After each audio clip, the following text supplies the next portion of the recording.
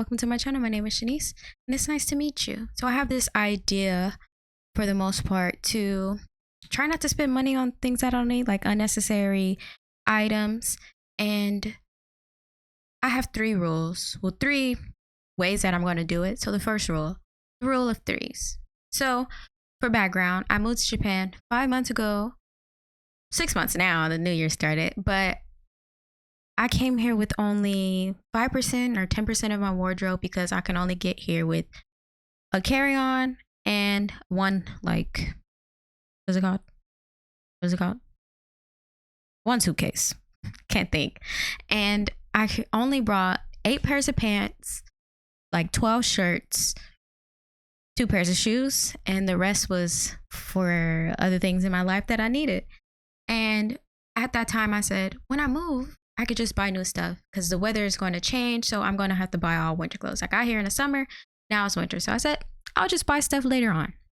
But the problem with that was every time I went to go buy something, I had this idea that I needed it. And most of the time, I didn't really need it. So I came up with this idea called the rule of threes. Can I wear it 3 different ways? Can I wait more than 3 months to purchase it? And if it's 30% off or more, am I going to be in the negative? So the first 2, I'm not really going to explain because it's kind of self-explanatory. Can I wear it 3 different ways? Is it 3 different outfits or more that I can wear it? It's not like just an all white outfit and only have one other white item to wear it with. No, 3 different ways, 3 different outfits. The second one, can I wait 3 months? If it's not something that's like on a sale, like if it's a big purchase, is it still going to be there in 3 months? And can I wait 3 months to actually save up to buy it? Or 3 months from now, do I even still want this? Like if I'm in the mood now, okay, I want to wear all black now, but in 3 months, I might switch up my style and be like, oh, I want to do all pink. So can I wait 3 months? That's the simple. But the last one, is it more than 30% off and I'm not going to be in the negative? So stay away from flash sales. So what I want to do, even if it's on sale, I'm going to think to myself, is it actually on sale? So most of the time when you're buying things, you're like, okay, it's 30% off this item. It's a $30 shirt, 30% off. It's going to be $21. You go to your cart, you're ready to check out. And then what pops up? Rules. There's standards that they need you to abide by. Either you have to get free shipping, you have to spend $50 or more. To use that coupon, you have to spend a minimum of $80, $50. So now you went from spending $21 to 50 something or more. And on top of that, you have a whole bunch of items that you might not necessarily need because now you're just trying to make sure you don't go over that 50%. So now you're in the negative. So avoid, if something's on sale, buy the sale, not the negative item. If it's a shirt that you see, you're like, oh, I really want this shirt. And if I add it to my cart, I'll get the deal. But you're never going to wear that shirt. How many items in your closet do you not wear? That's what I'm saying. That's what I'm trying to get to. And which leads to my next point, budgeting the amount of money that I spend on food. So for the most part, I think the best advice that I've ever been given is make sure you eat before you go to any stores, because most of the time when you're shopping, you're satisfying that instant craving. So you go to the store, you have a list. You're like, I'm getting everything on the list. I'm not going to go off of this list. 5 things and 5 things only. Then you wander down the chip aisle and then you grab a bag of chips. Are you looking at these chips and you're like, I can get a bag of chips. So you get a bag of chips. And then what's next to the chips? Cookies. Now you're buying a 10-pack of cookies that you didn't even need just because you're hungry in that moment and you're trying to satisfy that craving. So either eat before you go or stick to that list, or do both. Eat before you go, stick to the list. If you don't have a problem with sticking to the list, I would say that would be your best. But you spend a lot of money on food because you're adding 5 more things. That 5 things turns to $30. And now you're like, it's just $30. But then when you get home, and you're taking out all the stuff, you're putting all the stuff away, and you're like, I didn't even need that. I didn't need that 6-pack of cookies. I didn't need 2 more sodas, even though I haven't even drunk soda in like months. It's just instant cravings. You're satisfying your hunger. So avoid the instant craving. Stick to the list. Stick to your word. And you'll save money. I'm telling you, you spend a lot. Really think about it. You spend a lot of money on food.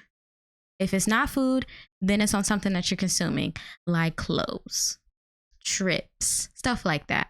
And I would never tell you not to, travel or anything like that, but you have to travel as much. I don't know what you do with your life. I don't care. So focus on sticking to your list. Avoid the instant cravings. You'll save some money. My last point. I'll title this last one, No Participation Awards. So you know that. Treat yourself. I've worked so hard. I deserve this. And while you might have worked really hard to get somewhere, you don't have to award yourself for the things that you've done, for sticking to your word. So the idea is to set standards that I give myself. And oftentimes we justify our actions by saying like, oh, I deserve this, or treat yourself.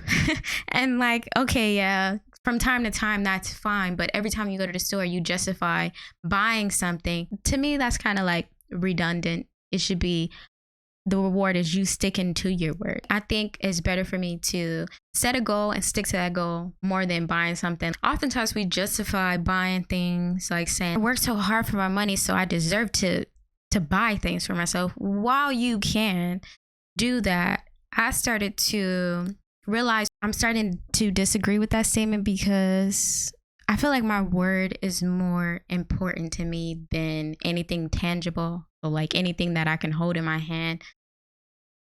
What I don't want to start doing is awarding myself for the things that I set out for myself. My word and sticking to it should just be that reward. And I should just feel good that, hey, I set a goal for myself and I achieved this goal. I don't need to go and buy like a new pair of shoes to say like, oh, I did it.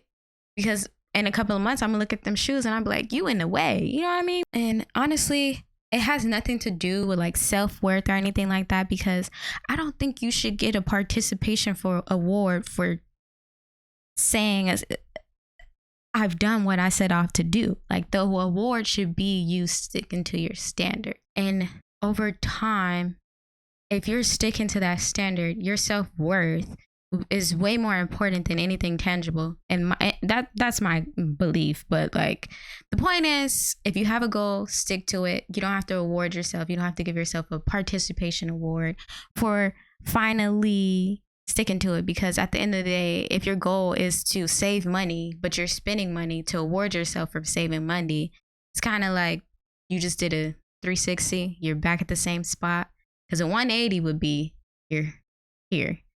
It doesn't matter. I digress.